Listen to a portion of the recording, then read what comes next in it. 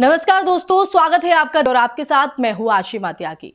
दोस्तों, कुछ कहानियां ऐसी होती हैं जिनमें शुरुआत में हमें लगता है कि कोई व्यक्ति पीड़ित है, लेकिन जैसे जैसे परतें खुलती हैं तस्वीर बिल्कुल उलट दिखाई देती है। बिल्कुल उलट। हाल ही के दिनों में हरियाणा के नो हिंसा मामले से जुड़े नाम बिट्टू बजरंगी फिर सुर्खियों में है। पहले खबरें आई कि उनकी शादी में फ्रॉड हुआ, बारात लौटा दी गई, उन्हें धोखा दिया गया। लड़की वाले गरीब हैं, लहंगा चुनने के लिए और ब्यूटी पार्लर के लिए तुमने मुझसे एक दिन पहले 30,000 रुपये इस नाम के लिए थे कि तुम्हारी बेटी आएगी उसको कपड़े लत्ते देंगे और कुछ चीज वस्तु रहेंगी, चुटकी वगैरह जो होती है लेडीज सामान और श्रृंगारदानी जो कुछ भी था उसके नाम पे मुझसे पैसे ले लिए कि भाई हम अपनी बेटी को ऐसे नहीं भेजेंगे, तुम्हें अच्छा लगेगा। मैंने ठीक है। लेकिन अब जो आरोप सामने आ रहे हैं वो कहानी को एक बिल्कुल अलग दिशा में ले जाते हैं। दावा है कि दूल्हे की असली पहचान छुपाकर मृत भाई की तस्वीर भेजकर रिश्ता पक्का किया गया।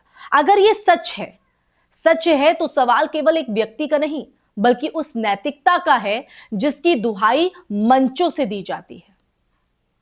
दरअसल पूरा मामला क्या है वो पहले आप समझिए। आरोपों के मुताबिक लड़की वालों को जिस युवक की फोटो दिखाई गई या भेजी गई वो खुद बिट्टू बजरंगी नहीं बल्कि उनके दिवंगत भाई की थी। रिश्ता बातचीत के बाद तय हुआ, तैयारियां हुई जो अमूमन होती है, और जब बारात पहुंची तो कथित तौर पर फोटो वाला चेहरा नहीं बल्कि कोई और यानी खुद बिट्टू दूल्हे के रूप में सामने आया। और ऐसी स्थिति में स्वाभाविक है कि लड़की पक्ष को धोखे का एहसास हुआ, और हुआ भी होगा। शादी जैसे संवेदनशील सामाजिक अनुबंध में पहचान छुपाना सिर्फ नैतिक प्रश्न नहीं बल्कि कानूनी प्रश्न भी बन सकता है। वायरल ये चल रहा है जिसको एक्यूज बनाया गया है कि पंकज नाम के लड़के ने इनसे पैसे लिए हैं और पंकज जी हमारे साथ बैठे हुए हैं। ऐसी कोई बात नहीं है। हाँ, मेरा नाम पंकज है। जो बिट्टू बजरंगी मुझे इतने दिन से बदनाम कर रहे हैं कि पैसे लिए, पैसे ना तो मैंने लिए ना मेरे साले ने लिए। जो लड़की है उससे इनकी बातचीत हुई थी, मेरे साले के द्वारा बातचीत हुई थी। किस चीज के पैसे लिए? आपका क्या रोल है उसमें? मेरा ये रोल है कि वो मेरा साला है। साले का यहाँ आना जाना। क्या नाम है साले का? बंटी। हाँ जी, साले के यहाँ आना जाना। साले के यहाँ आना जाना था तो इसने कही मेरी शादी करा दो। किसने कहा था? बिट्टू ने मेरे साले से। हाँ। शादी कराने के लिए। तो शादी के लिए फिर जैसे कहीं बात हो गई, 2-3 लड़की दिखाई, इसे पसंद नहीं आई। लड़की पसंद नहीं आई तो फिर जिस दिन की ये वारदात है उस दिन मैं था नहीं, मेरी ताई जी खत्म हो गई थी, मैं गया था गाजियाबाद। इसकी मेरे पे कॉल आई कि पंकज लड़की आ रही है, जिस मैटर मुझे कुछ नहीं पता। तो ठीक है, इसने उस लड़की को भेजी थी अपने भाई की फोटो जो खत्म हो चुका, उसका नाम है महेश पांचाल। अच्छा, इसने अपने भाई की फोटो भेजी? हाँ, उसका नाम है करिया महेश पांचाल। तो ये नाम है उसका। तो उस दिन जो ये मैटर, उस दिन मैं था ही नहीं यहाँ, जो मैटर इसने किया। तो लड़की पक्की हो गई, हर चीज हो गई। यहाँ के लड़की ने मना कर दिया कि फोटो कुछ और, आदमी कुछ और निकल रहा है। मतलब ये है कि फोटो किसी और की पहले तो दिखाई नहीं भेज रहा था, फिर ये लड़की से पसंद आई कि 22-23 साल की, सबने देखी होगी आपने। तो वहाँ इसने अपने भाई की फोटो भेजी। लड़की ने हाँ कर दिया कि लड़का ठीक है, मेरी उम्र का ही है। तो यहाँ ये बैठ के सामने, भाई तो पहले ही खत्म हो चुका है। भारतीय दंड संहिता यानी आईपीसी की धारा 415 और 420 के तहत चीटिंग यानी धोखाधड़ी तब मानी जाती है जब किसी व्यक्ति को जानबूझकर गलत जानकारी देकर आर्थिक या अन्य नुकसान की जो स्थिति है उसमें डाला जाए। विवाह के मामलों में भी अगर बात करें तो विवाह के मामलों में भी अगर पहचान, वैवाहिक स्थिति या फिर अन्य मूल तथ्यों को छुपाकर सहमति ली जाती है तो अदालतें इसे गंभीरता से देखती रही हैं। कई उच्च न्यायालयों ने यह कहा है सहमति ही धोखे के आधार पर ली गई है तो उसकी वैधता पर प्रश्न चिन्ह लग सकता है। ऐसे में अगर आरोप तथ्यात्मक रूप से सिद्ध होते हैं तो कानूनी कार्रवाई की गुंजाइश बनती है। अब यहां पर एक बड़ा सामाजिक आयाम भी जुड़ा हुआ है दोस्तों। पिछले कुछ सालों में लव जिहाद जैसे जो शब्द हैं राजनीतिक विमर्श का हिस्सा बने। कई राज्यों में विशेष कानून भी बनाए गए जिनका उद्देश्य जो है वो कथित रूप से धोखे से धर्म परिवर्तन और विवाह को रोकना जो है वो बताया गया। ऐसे माहौल में अगर किसी संगठन से जुड़े व्यक्ति पर ही जो पहचान छुपाकर विवाह का आरोप लगे तो जो नैतिक असंगति है वो और गहरी हो जाती है।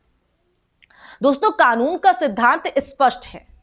कानून व्यक्ति नहीं कृत्य देखता है और अगर किसी मुस्लिम युवक पर फर्जी पहचान के आधार पर विवाह का जो आरोप है वो लगे तो जांच होती है, एफआईआर दर्ज होती है।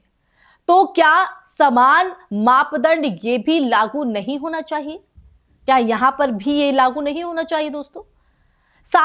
साथ ही हमें ये भी कहीं ना कहीं ध्यान रखना चाहिए कि अभी जो बातें सामने हैं वो आरोप है। किसी भी लोकतांत्रिक व्यवस्था में प्रिजम्पशन ऑफ इनोसेंस यानी कि दोष सिद्ध होने तक निर्दोष मानने का सिद्धांत लागू होता है। इसलिए निष्कर्ष पर कूदने से पहले पुलिस जांच, दोनों पक्षों के बयान और उपलब्ध साक्ष्यों को देखना जरूरी है। उन्हें इग्नोर नहीं करना चाहिए। मीडिया ट्रायल या सोशल मीडिया की भावनात्मक प्रतिक्रियाएं न्यायिक प्रक्रिया का विकल्प नहीं हो सकती। लेकिन यह भी उतना ही सच है कि अगर पीड़ित पक्ष शिकायत करता है तो निष्पक्ष जांच अनिवार्य है, चाहे आरोपी कितना भी प्रभावशाली क्यों ना हो। अब ऐसे में इस पूरे घटनाक्रम की अगर बात करें तो इस पूरे घटनाक्रम का एक और पहलू है जो आपको जानना जरूरी है दोस्तों। समाज में स्त्री की एजेंसी और सहमति का सवाल। विवाह केवल दो परिवारों का नहीं, दो व्यक्तियों का फैसला होता है। अगर लड़की को जिस व्यक्ति से शादी करनी है उसकी सही पहचान ही ना बताई जाए तो यह उसके अधिकारों का उल्लंघन है। सुप्रीम कोर्ट बार बार कह चुका है कि वयस्क महिला अपनी पसंद से विवाह करने के लिए स्वतंत्र है, लेकिन वो पसंद तभी सार्थक है जब उसे पूरी और सही जानकारी दी गई हो।